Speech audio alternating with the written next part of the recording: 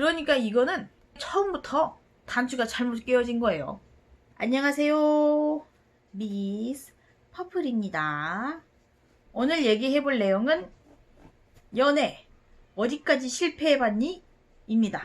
물론 지금은 좋은 인연을 만나서 오랫동안 잘 지내고 있긴 하지만 지금의 애인을 만나기 전까지 저도 많은 실패와 실수를 해왔습니다. 첫 연애를 했던 기억으로 돌아가 봐야 될 것 같아요. 동호회에서 만난 사람이었고요. 즐겁게 만나서 놀고 뭐 그 정도 사이였는데 어느 순간 저에게 대하는 게 다른 분들과는 좀 다른 것 같다라는 생각이 들더라고요. 확실하게 저한테 반응하고 대하는 게 좀 달랐어요. 그리고 뭐 괜찮고 맘에 들어서 마음이 조금씩 키워가고 있었죠. 그러던 중에 둘이서 연락을 하다가 데이트 요청을 은근슬쩍 하는 거예요. 우리 어디 뭐 놀러 갈래? 얘기를 하길래 그러면 우리 동물원에 가자 라고 얘기해서 내가 도시락 싸갈게 이런 얘기 하면서 동물원에서 즐겁게 동물도 구경하고 점심을 먹고 있었을 때 제가 슬쩍 등이 좀 아픈 것 같아, 뻐근한 것 같아, 나 안마 좀 해줄래? 그러면서 은근슬쩍 스킨십을 유도를 했었죠.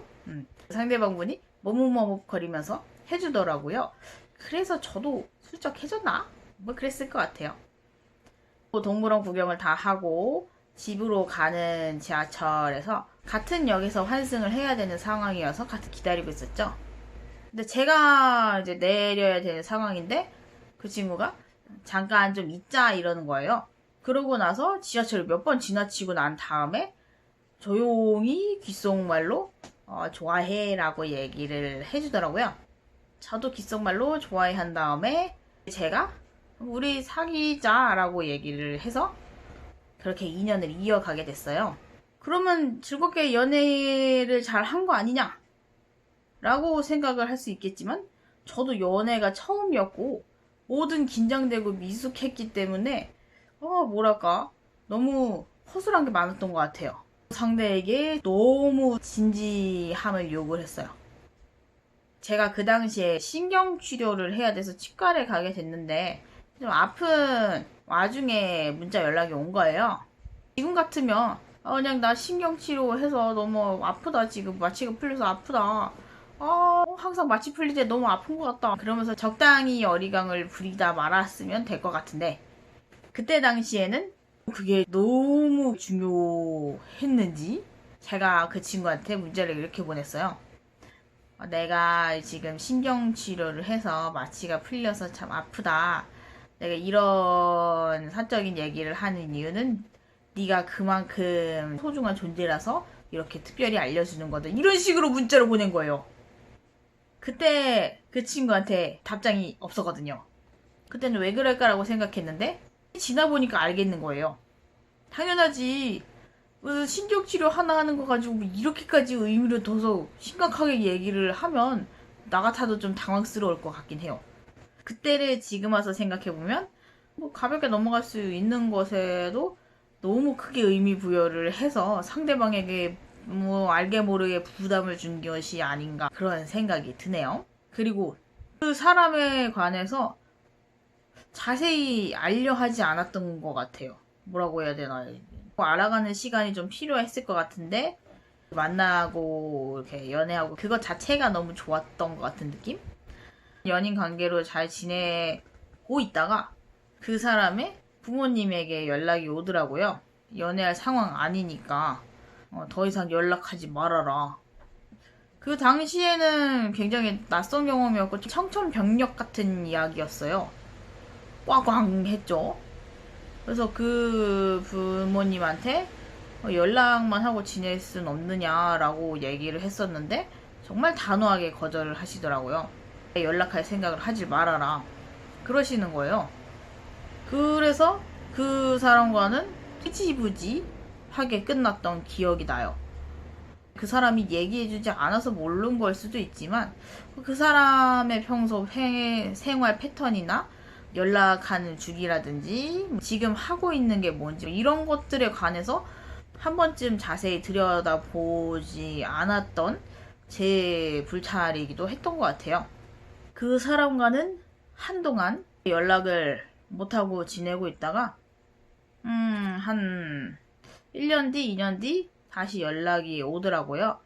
그래서 그 뒤로 한 몇 번 만났는데 애매모호한 그런 사이로 뜨문뜨문 연락하고 그러고 지내다가 제가 안 될 것 같아서 그 뒤로 연락처를 지웠어요. 두 번째 경험은 마찬가지로 동호회 활동을 하다가 만나네요. 동호회 활동을 하면서 지냈는데 보면 볼수록 정말 제 스타일인 거예요. 그래서 제가 고백을 해서 사귀게 되었어요. 이 얘기는 제가 고백에 관한 얘기를 할 때 한번 한 적이 있어서 고백하기까지의 과정은 지난 영상을 참고해 주시면 될 것 같고요. 그리고 정말 불같은 연애를 했던 것 같아요. 그때만큼 그렇게 미친 듯이 빠진 적이 없었던 것 같아요. 사랑에 빠진다 라는 단어가 뭘 의미하는지 알게 된 그런 느낌이었던 것 같아요. 그러면 계속 잘 지낸 거 아니냐? 왜 실패라고 얘기를 하는 거냐? 한다면 제가 너무 푹 빠져 있었기 때문이라고 말씀드려보고 싶네요. 제가 너무 푹 빠져 있으니까 자꾸 보채게 됐던 것 같아요. 그 친구가 하는 일이 많아서 만날 수 있는 시간의 제약이 좀 있었거든요. 그래서 만나는 횟수도 자주 지내기는 좀 힘들고 그랬는데 그때 당시 저는 너무 빠져 있었던 거죠. 하루에도 몇 번씩 보고 싶고 하는데 연락이 안 되고 그럼 미치겠고 그래서 그 상대방한테 너무 보고 싶다. 우리 언제 보니? 또 시간 언제 되니? 어떻게 빼볼 수 없겠니? 계속 그런 식으로 얘기를 하고 물리적으로 만나기 힘든 상황인 건 아니까 이해해보려고 하지만 마음이 잘 안 되는 거예요. 어떻게든 사랑이라도 좀 확인을 받고 싶은데 그 친구가 대중교통에서 얘기하기가 좀 애매해서 얘기하기가 좀 힘들 것 같다 그랬을 때는 계속적으로 보채고 이런 상황에 대해서 제가 항상 뭐 불만을 표시를 했었어요. 왜 그렇게 한마디를 하지를 못하냐. 나를 위해서 한 번쯤은 그렇게 해줄 수 있는 거 아니냐. 아무리 대중교통이라도 나는 할 수 있는데 왜 너는 못하냐. 시간이 아무리 없어도 나를 위해 한 번쯤 만나줘야 되는 거 아니냐. 계속 닥달을 한 거죠. 어떻게 보면 그 상대방이 그렇게까지 마음이 안 가서 그랬을 수도 있겠지만 한 번쯤 그 사람의 성향이나 스타일을 보고 할 수 있는 상황을 잘 만들어 줬어도 괜찮지 않았을까 뭐 그런 생각도 한 번씩 들더라고요. 아무래도 사귀는 사이는 만났을 때 행복하고 즐겁고 연락할 때 즐거워야 하는데 물론 매일 즐거울 수는 없어도 즐거운 비중이 좀 더 높아야 하는데 즐거운 비중은 별로 없고 통화했을 때는 항상 뭔가 불편한 그런 상태로 통화가 끝이 났으니까 그런 것 때문에 마음이 조금씩 틀어지지 않았나 그런 생각이 들더라고요. 저는 이미 불만이 쌓여있는 상태고 꾹꾹 눌러 담고 있다가 상대방을 만났을 때 한 번에 폭발이 되는 거예요. 그러니까 만나고 나서도 별로 좋지 않은 얘기들이 오간다든가 불만에 대한 얘기들만 오간다든가 그렇게 하다 보니까 사이가 조금 서먹해지고 그쪽에서 이별을 통보하더라고요. 저는 마음 정리가 다 되어 있지 않았기 때문에 이 연애의 끝을 계기로 엄청 힘든 시간을 보내게 됐어요. 사람 마음이 어떻게 컨트롤이 안 되고 푹 빠졌을 때 어떻게 마음의 진정을 할 수가 있겠느냐. 맞아요. 그것도 맞습니다. 저도 그때 제 마음이 통제가 안 되니까 더 그랬던 것 같아요.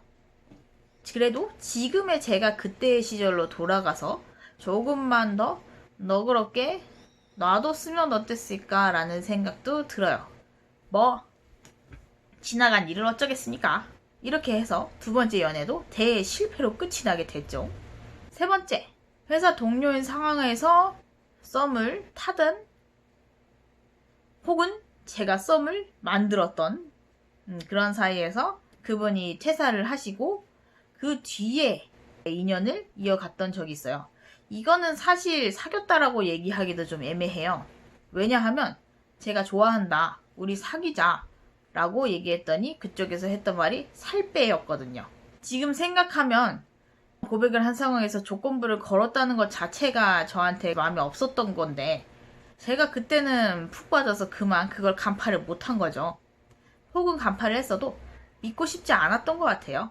지금이었으면 그래? 그런 말을 한다고? 아 그럼 됐어. 너도 너의 인연을 알아서 잘 하렴? 이라고 얘기를 해줬을 텐데. 그러니까 이거는 처음부터 단추가 잘못 끼워진 거예요. 제가 아주 큰 실수를 한 거죠. 단박에 걷어낼 수 있는 좋은 기회였는데 그걸 걷어차고 제가 그 구렁텅이에 들어가게 됩니다. 그쪽에서 사귀자 뭐 이런 얘기도 없었잖아요. 그리고 살 빼라는 조건을 내걸었잖아요. 그러니까 저는 살을 빼야 그 사람과 사귈 수가 있는 거예요. 나름 열심히 노력은 해봤어요. 근데 뭐 그쪽이 원하는 만큼 빠지진 않더라고요. 처음에는 재밌었죠. 제가 너무 좋으니까. 근데 이 사람의 태도가 애매모호하고 이기적이고 중요한 순간에는 자기가 나쁜 사람이 되기 싫으니까 피하면서 결국 저를 나쁘게 만들더라고요. 어쩌면 그 사람이 그러지 않았을 수도 있지만 그 상황에서 명확하게 제가 약자였으니까요.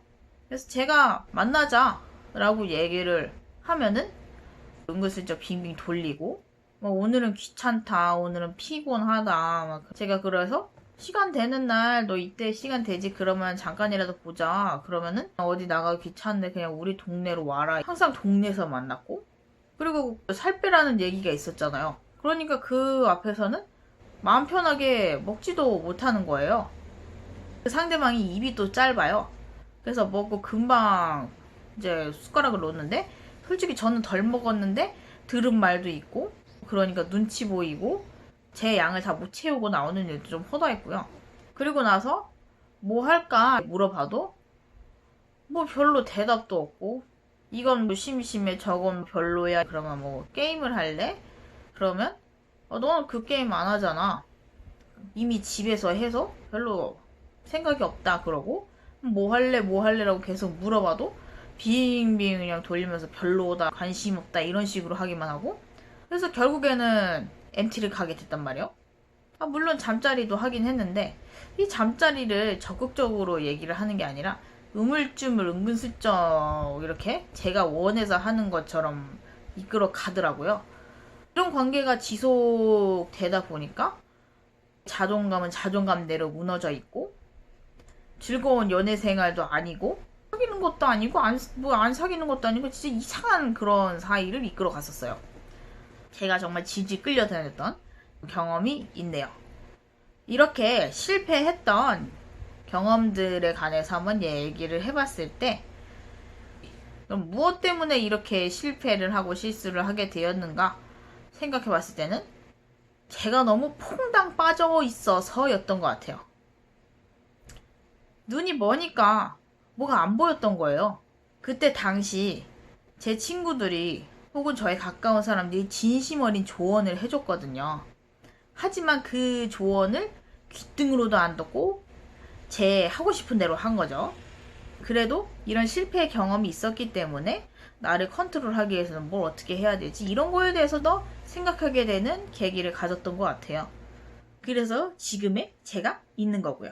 오늘은 제가 실패했던 경험을 통해서 연애할 때 어떤 점을 좀 더 신경 쓰면 좋을지에 관한 얘기를 해봤어요. 물론 이 점을 가지고 유용하게 활용을 하셔서 현명하고 즐거운 연애 하시면 더 좋겠지만 사랑의 마음이라는 거는 마음이잖아요. 컨트롤이 내 맘대로 되지 않을 경우가 좀 더 많은 것 같아요. 도저히 안 되겠다 하시면 한번 저질러 보시고 실패 경험도 해보시고 조금 더 단단해지고 성장하셔서 더욱더 좋은 연애 하시는 여러분이 되길 바라겠습니다.